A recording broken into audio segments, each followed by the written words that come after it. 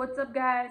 Hope you've had a happy, safe, healthy, sports-filled, amazing Thanksgiving like I have. And that's kind of the theme of this top 5 video, or it's like top 7, top a million, I don't know. But I just wanted to come on here and say the top 5 things that I'm thankful for this season, the 2021 Braves.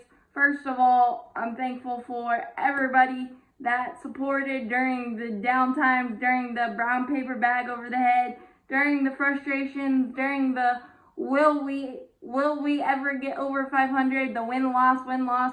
You guys kept me going because I was definitely dragging my feet to do these videos because it was just so frustrating and so maddening at times.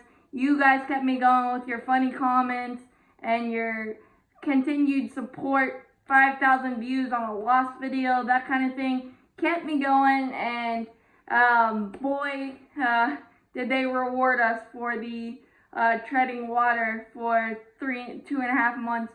So I just wanted to say thank you to all of you guys, Braves Twitter, Braves Facebooks, everyone that supported me through this. And this season was even more magical because we had to go through it. So that's number one, the big one. But in terms of baseball wise, I'm gonna do baseball wise 5. Ronald Acuna Jr. is 5 because he single-handedly won us 10 to 12 games in that first half, keeping our deficit at something manageable. Because without some of those wins, we would not be talking about the World Series championship. And he won it in so many different ways: glove, bat, feet, enthusiasm, just everything that Ronald Acuna Jr. brought to us and led us in every category before his injury. So without him, we would not be talking about the World Series championship. So that's why that's number 5 on the baseball field. Number 4 is pinch hitting magic. It was just epic this year. Pablo Sandoval was our first homer this season off Aaron Nola through the end of the year. He won us 4 to 5 games in April and May. Edgar Adrianza, his first hit was a pinch hit 3-run homer at home at Philly, and the pinch hit double he had in Game 6 of the NLCS to get to Eddie Rosario, and Eddie Rosario pinch hit magic at times. Everybody that was in that 9-hole or to get to the top of the order did something magical, whether that was clutch hit or clutch walk, clutch hit by pitch. Guillermo Heredia did it. Abraham Almonte did it. There was just so much magic in that 9-hole. Jorge Soler coming off the bench in Game 4 of the World Series, going back with back-to-back with Dansby Swanson. There was something in the water in that 9-hole. Every button we pushed when we needed the most, we got it, and that's just something you can't quantify. But that's why that's number 4 for me. Number 3 on the field was 2-strike hitting. That kind of goes in sides with the pinch hitting. We had so many clutch 2-out, 2-strike hits, and you, as a pitcher, you think you got the advantage. You didn't have the advantage with the Braves all season long. Even in our struggles, we would come up with a 2-strike hit to extend a rally or get a big hit. Austin Riley did that throughout the postseason. Eddie Rosario did it throughout the postseason. Freddie Freeman doing Freddie Freeman things. It was always seemingly with 2 strikes, 2 outs. The toughest situations, our hitters were the best, and it just kept getting better and better and better as the season went on. So 2-strike hitting, I bet you, if you look at the stats, we probably had the most 2-strike hits as a team. I don't know if that's I'm sure there's a stat out there, and I don't know if that's true, but it feels like it. Every single person that put on a Braves uniform this year seemingly had one big two-strike moment this year. So that's why that's number 3. Number 2 is the entire night shift, the bullpen.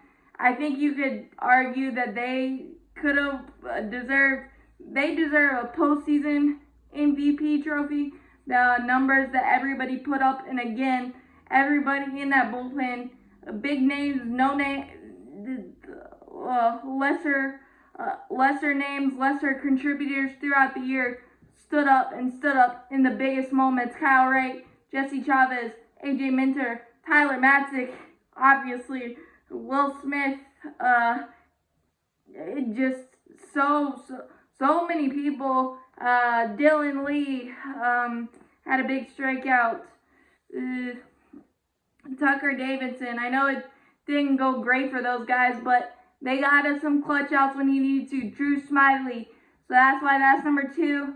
And I'm most thankful for number 1, AA, and the historically amazing trade deadline that he was able to put together. Joc Pederson, the energy, the fun guy, the guy to put a jolt of energy into all of us that we're not quitting on the season.